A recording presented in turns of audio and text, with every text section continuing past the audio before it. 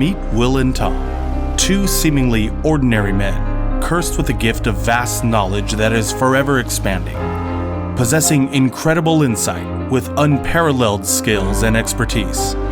Let us join them as they embark on a journey to quench their thirst for the truth while answering the questions to life's most intriguing mysteries. Let us open our minds and ask, dude, could you imagine? Could you imagine? Could you imagine?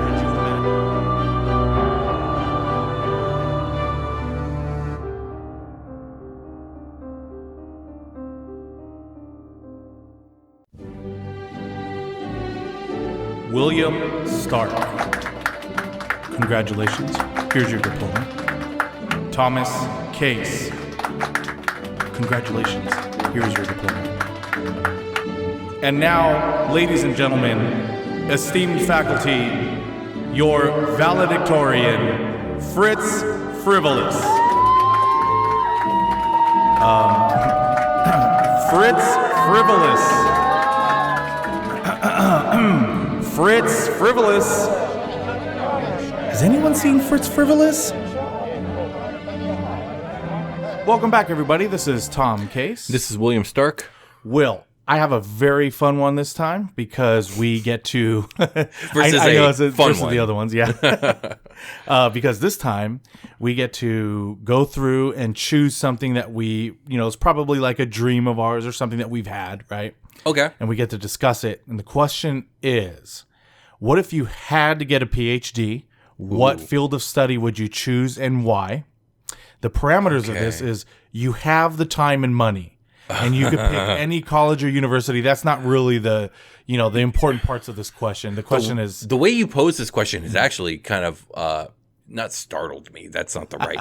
but like surprised me. Like the way you phrase it, I think is different than the way I would have imagined me asking this question. Oh, okay. Because I'm like, okay, so you're saying like right now I have to start working on a PhD?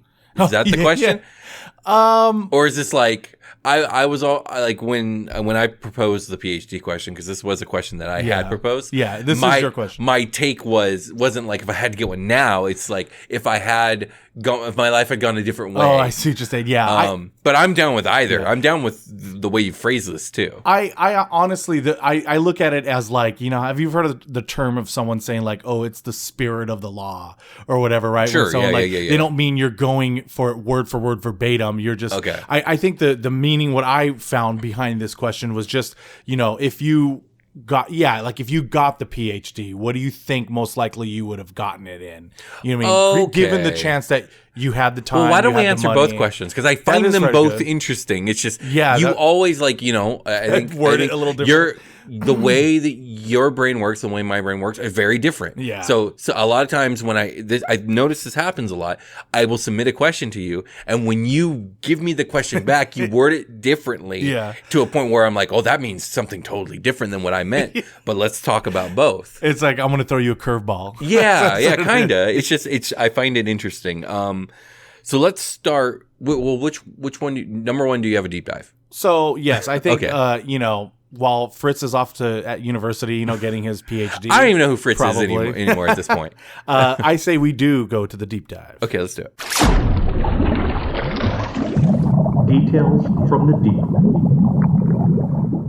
So I actually looked up some facts about the PhD, right? Mm-hmm. Less than 1% of the population attains a PhD. I would imagine so. Yeah. I mean, they're obviously, it's not just, tough, but like, there's a lot of factors that go in the time and the money. And there's time, there's money. It is very difficult. It is, yeah. But also, there's not a lot of jobs that require the PhD. So, like, a lot of times, that's true too. A lot of times people are going to school in order to pursue a particular career. So they're going to get the school that is demanded for their career. So it makes sense. Yeah, that's correct. Continue. The term philosophy and doctor of philosophy is used to mean love of wisdom, which is its original Greek meaning. I fucking love wisdom. Yeah, I know. I love wisdom so much. A full-time PhD students typically do not have to pay tuition. In fact, through stipends and assistantships, some PhD candidates earn more than what bachelor's degree holders earn.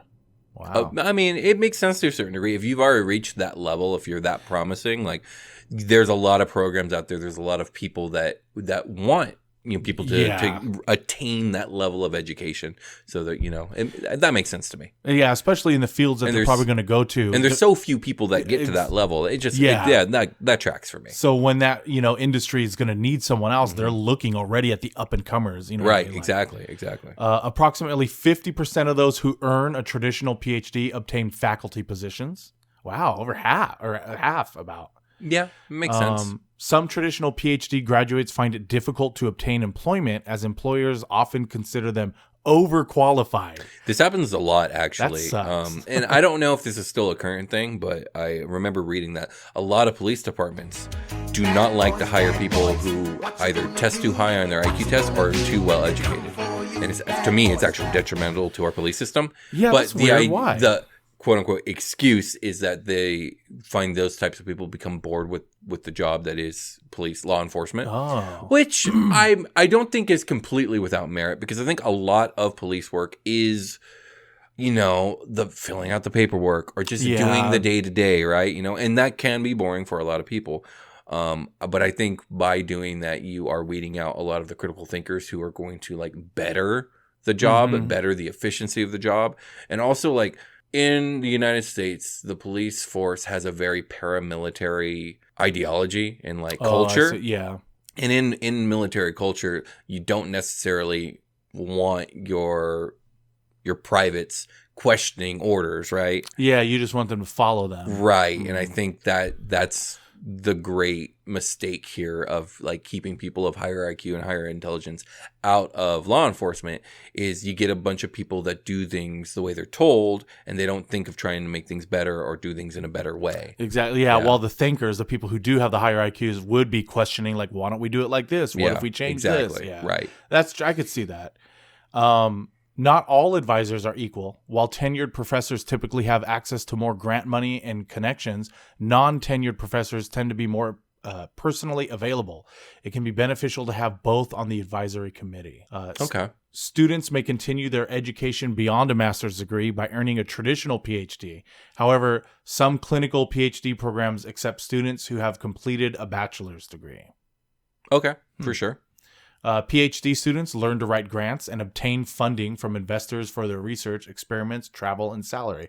Now that, I find that very smart. Yeah, obviously, you know what I mean? You're going to need money to do some of these things, that whatever it is that you're doing. You're going to need a lot of money to do a lot of these things. Yeah. So I assume, and there probably is a full-on class and course that teach you specifically how to go and get this money. Yeah, it's part of the business for sure. It's part of every single study, all the ologies out here, they're all trying to justify their existence, and they do that by going out and convincing corporations, individual investors, universities into funding them. Yeah, because otherwise, I hate to say it, because it's a fight to survive in the world of science for sure. Yeah, and I hate to say how much research or certain things that we may have found out has been lost because they couldn't get funding for certain things. Yeah. You know what I mean? Yeah, unfortunately, so much of what we do learn is skewed by what's profitable. And it's very unfortunate.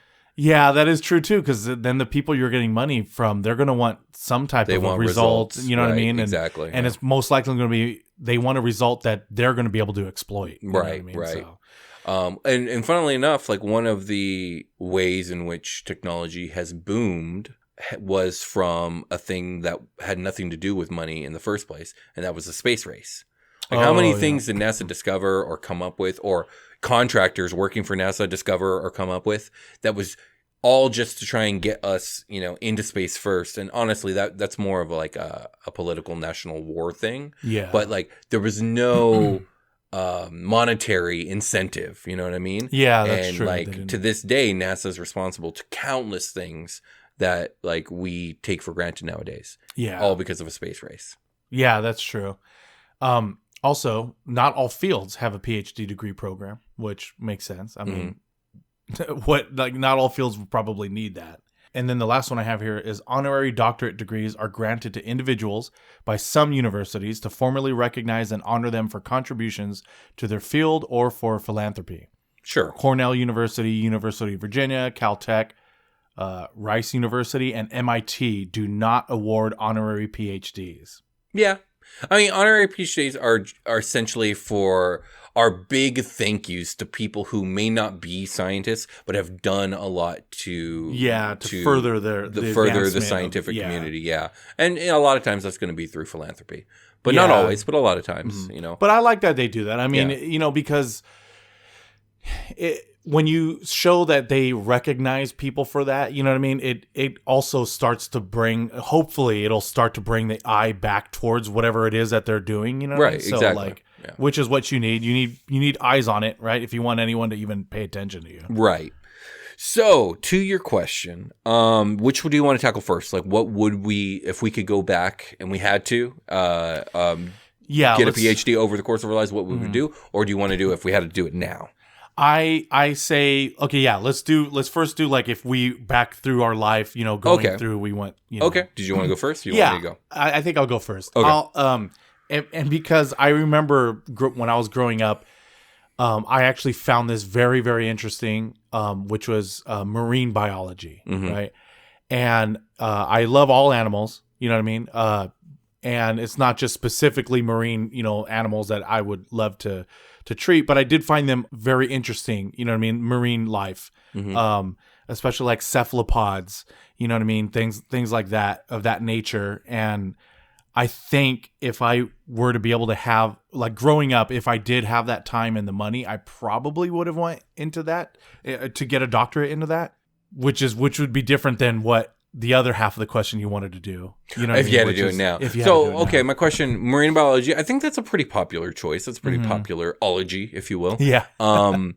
What is it that attracts you to marine biology? What would you want to do? Like, what would you want your job to be? Like, what is your idea of use when it comes to your marine biology PhD? I think what I would want to do is, I always thought it was cool about, like seeing how certain animals heal themselves, certain abilities, certain innate abilities that they just have. Okay. Let's say like starfish can regrow limbs. Sure, so can other cephalopods and certain things. Sure. I would want to use my job to further the study of those types of animals. You're trying to create a Weapon X. I see. I see what this is coming right. from. You know what I mean? And how can I make myself Wolverine? Yeah, exactly. I will splice my DNA with starfish DNA. And hopefully, when I'm searching in the depths, of the ocean, I'll find some raw adamantium. No, just like no, but I would want to somehow like further the studies of these animals and those abilities to then lead into medical advancements, right? That I think that's how I would want to use my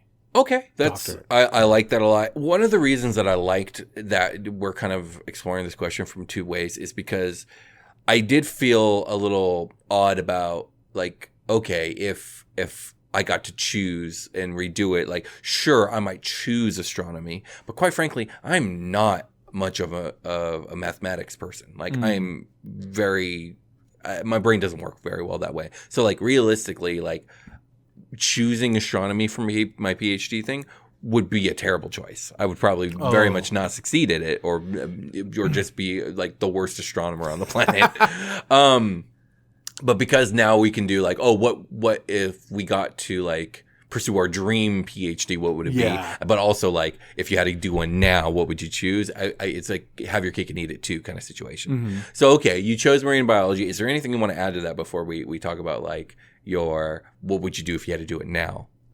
Add to the like, no. I don't have anything more to add. Okay, real quick question. What's your favorite ocean animal? Oh man, I would have to say the octopus. Okay, that's a great choice. That's my fiance's favorite animal in the world. Yeah, it is awesome. Yeah, I mean, it's a really cool animal. It's very smart. So, one thing I did want to bring up on this, now that we talked about my favorite animal, is I think it's on Netflix still. And it's called My Octopus Teacher. It's an excellent documentary. Oh, I love that documentary. It's a good documentary. So good. About a dude in South Africa, right? I think so. Yeah. Who I think was it every day for a year. He would. It was a scuba dive or snorkel. He would snorkel. Oh, he right? was snorkeling at first. Okay. Yeah. I think he did both. Yeah, he would go out there and he noticed an octopus that lived near where he lived, and he kept tabs on it over the course of a year.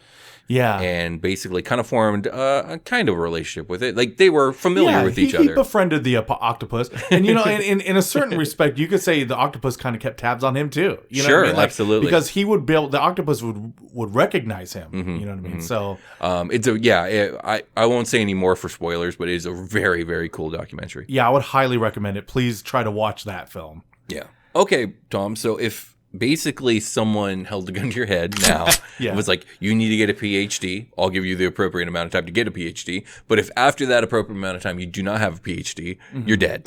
What PhD would you get, Tom? You know what?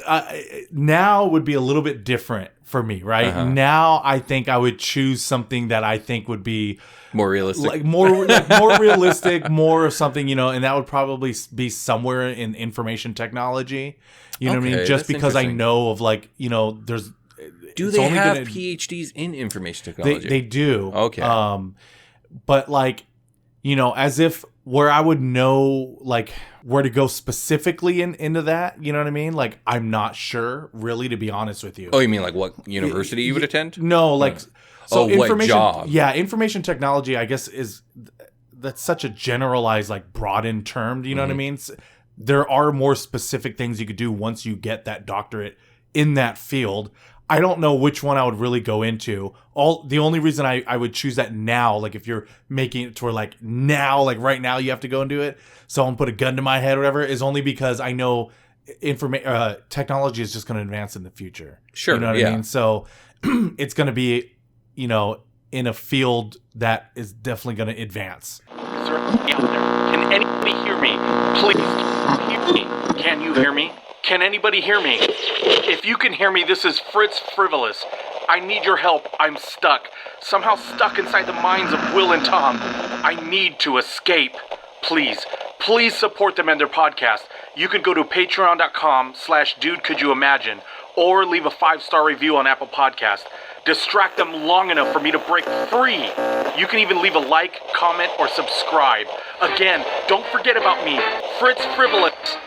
Sure. I'm definitely gonna find that interesting because for me, the whole gun to your head situation to me is like, okay, what is the PhD I'm most likely to succeed and write a thesis for? You know what I mean? Yeah. That was my reasoning for what I would choose, but you didn't go that route. You still went with since I gotta get one, I might as well get one that's good, which is fine. That's a totally fine reasoning. I just find it interesting. It wasn't what I expected. I got a little nervous when the gun was in my head. But yeah, I think that's probably the route. That's why earlier I was saying it's very two different things. If I were to naturally in my life be able to go through and get it, it probably would have went to marine biology. But now, 41-year-old me and somebody was like, no, you're going to get it now, it would probably something to do with technology. That's interesting. Okay. Yeah. All right. So when it comes to me, going back in time, if you had asked me at any given moment what PhD I would want to pursue, it could have been different. A very, very young me would have been paleontology. I was obsessed with dinosaurs for quite some time. My brother was the same way. Oh, yeah. I think it's very common for young boys to get obsessed with dinosaurs. And even now, I have a deep love for dinosaurs and for you wouldn't really call that history because it's prehistory, but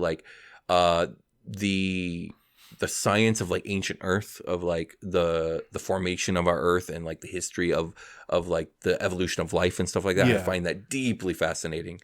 So I mean that might still be on the list of what I would try and get now, but I'm not sure yet. I haven't gotten there. Create your first Stark's dinosaur park.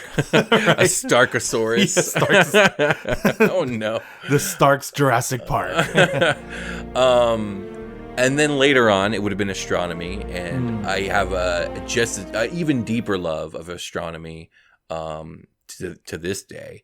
But like I said, I don't know if I would be very successful at that PhD, just because I'm quite terrible at math. I struggled beyond anything beyond Algebra 2. I do not think I could handle calculus or trig or any of the higher maths. I just don't think I got the brain for it. But I would love to try. I mean, this is if you naturally went through, right? Yeah. I would love to try because I would think I would be very, very fulfilled, like studying and discovering new celestial bodies. You know what I mean? Oh, that would be awesome. Right now, I think final frontier. NASA's getting ready to These are the voyages announce of the that they are Starship getting ready Enterprise. to announce that they are that they may have the first images of Sagittarius A, which is a supermassive black hole at the I center of just the saw that galaxy. article, Yeah, yeah. so like I would love to be in the room and getting that information and understanding that information that I'm getting, and like that would just be so cool. Like to be on the teams out here trying to find the first possibly habitable, extrasolar planets, every time I see an article about like, hey, we discovered a new super Earth, which is like, that's like a basically an Earth-like planet or a rocky planet that's much, much bigger than the rocky planets in our solar system. I find those fascinating. I just think they're cool. I mean, that would be cool if you could have it in there like, oh, look at he just discovered Stark Nebula. You know what I mean? And it's like, why are you always bringing my name into it, Tom? Because you have a cool last name, man. Well, thank Stark.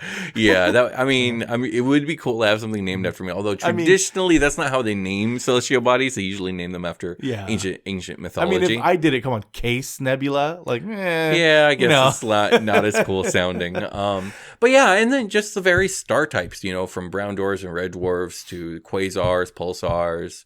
Neutron stars, cool. like there's just so much cool shit out there, and it all looks so cool, and it's so like it also, like, again, I have very limited understanding of mathematics and physics, but my limited understanding of that is that like a lot of these bodies are so massive that they almost break what we know about the laws of physics. I just find it fucking cool. It's just cool, Tom. Yeah, no, that is cool. Yeah. I didn't even think about that. You're right. They're like things that we may never experience, like obviously in our own lifetime or even our own solar system, but like to know that they exist and you were the one who found it, and now we're getting close to being able to actually capture images of a lot of these things. It's just so cool. And like it wasn't until I was much older that I began to meet people that were like terrified of space, to the point where like they didn't like learning about that stuff because it really freaks them out. Wow, really? And like now that I'm even older than that, I kind of understand. I think it's similar to people who are terrified of the ocean.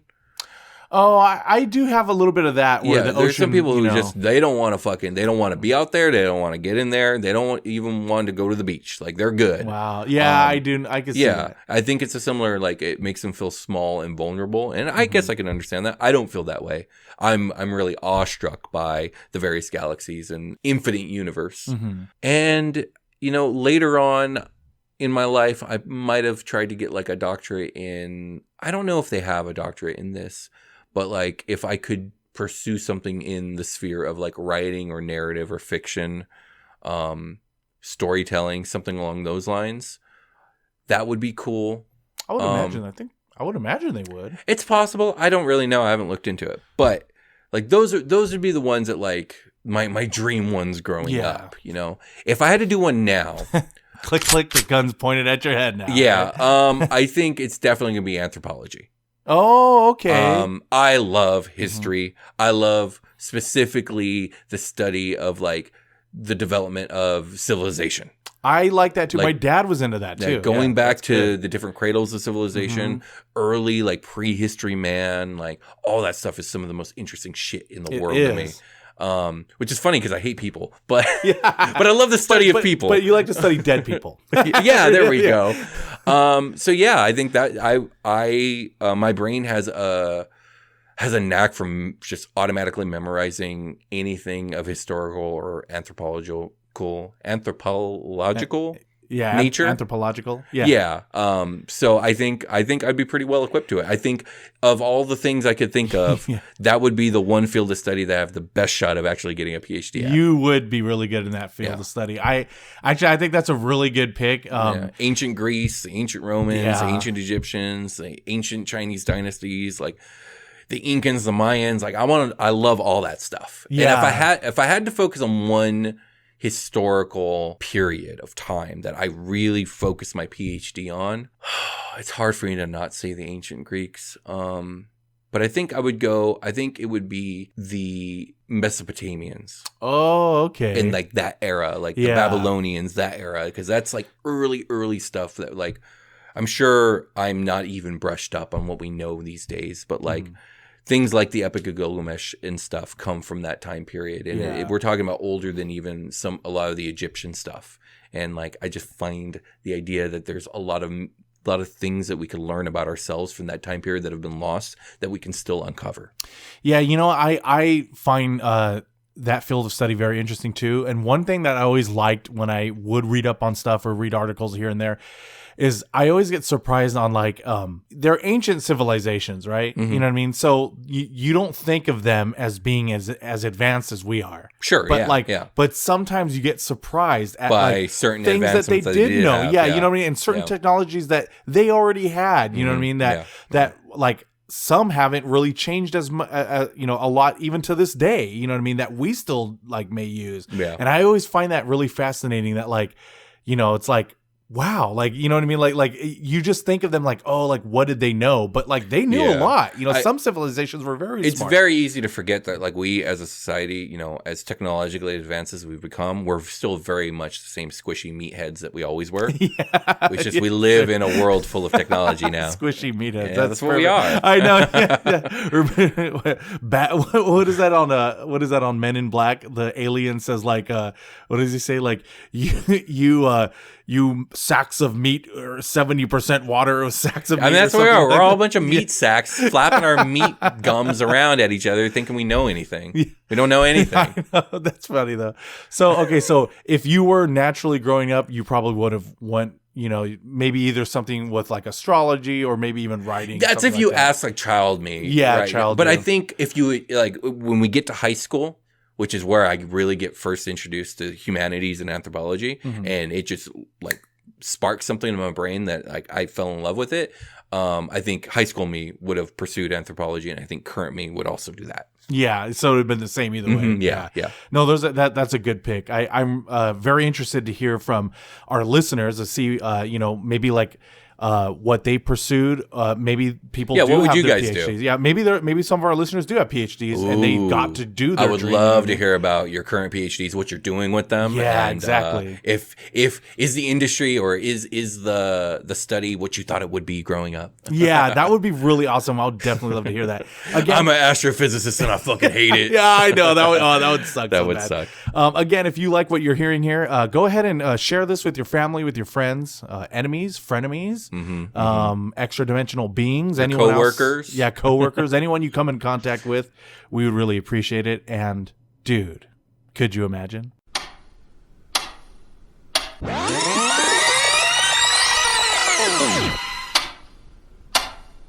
Echoes from the past. And welcome back to Echoes from the Past. Will, I wanted to bring up something because recently, actually both of us have seen it recently. Doctor Strange. Multiverse of Madness. Yes. I guess before we say anything, this section of the podcast will have spoilers for Doctor Strange Multiverse of Madness. If you want to avoid those spoilers, stop now.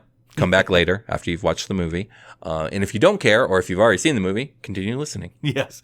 And I don't know if it's that big of a... I think, you know what the thing is, when it comes to like these big ones, these big movies, like some people just don't want even an iota of anything. That is true. So I think it's just fair to cover this one with a spoiler I am one warning. of those people. You remember when you were like, hey, Tom, do you know if Tobey Maguire and Andrew Garfield was going to be in... yeah. And then I'm like, you did not want to know. I was like, why would I look that up? And you're like, well, I'm going to IMDb it. And I was like, Will... And I did. I looked it up right there because I wanted to know. Talk to me about anything Spider-Man. So I definitely understand that. But what I wanted to bring up was actually from our season 2, episode 11, which was called Dream a Little Dream. And in that episode, we were talking about, like if your dreams were actually glimpses or into parallel connections realities. into parallel realities, multiple universes. And the cool thing was in Doctor Strange, Multiverse of Madness, they made it so. Yeah, they said that the actual running, or actually, I don't even know if she says it's a theory.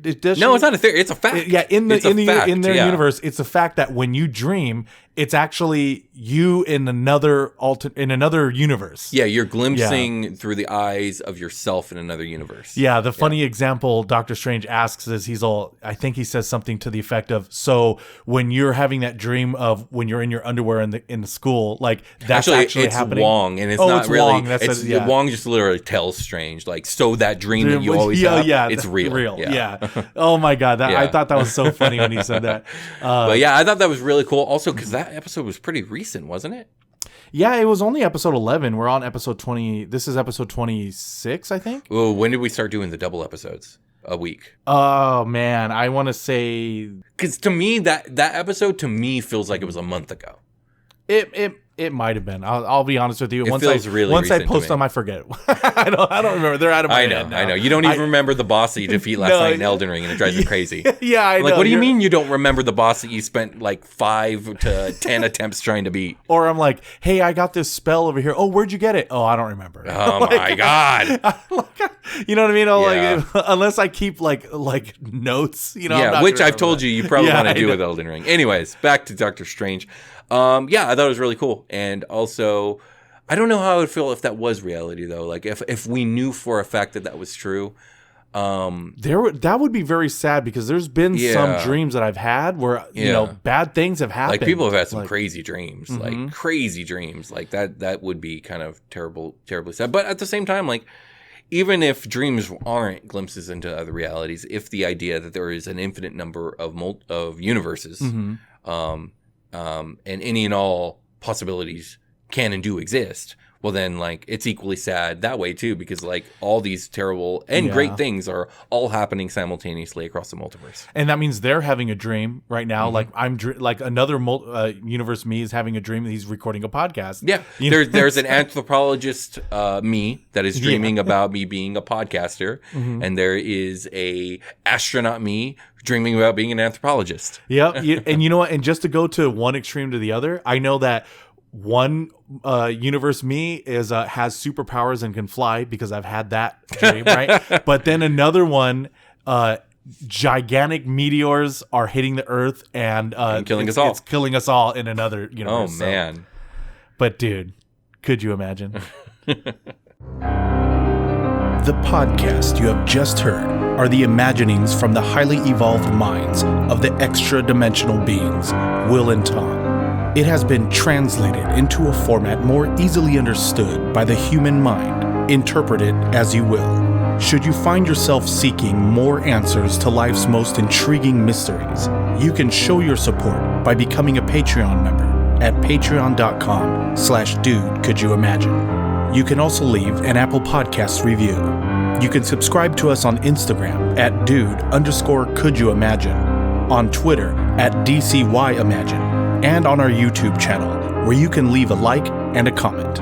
We can also be reached through our email, dudecouldyoumagine@gmail.com. We leave you now so that you may gather your thoughts, until we meet again, to ponder the meaning of the cosmos and ask, dude, could you imagine? Could you imagine? Could you imagine?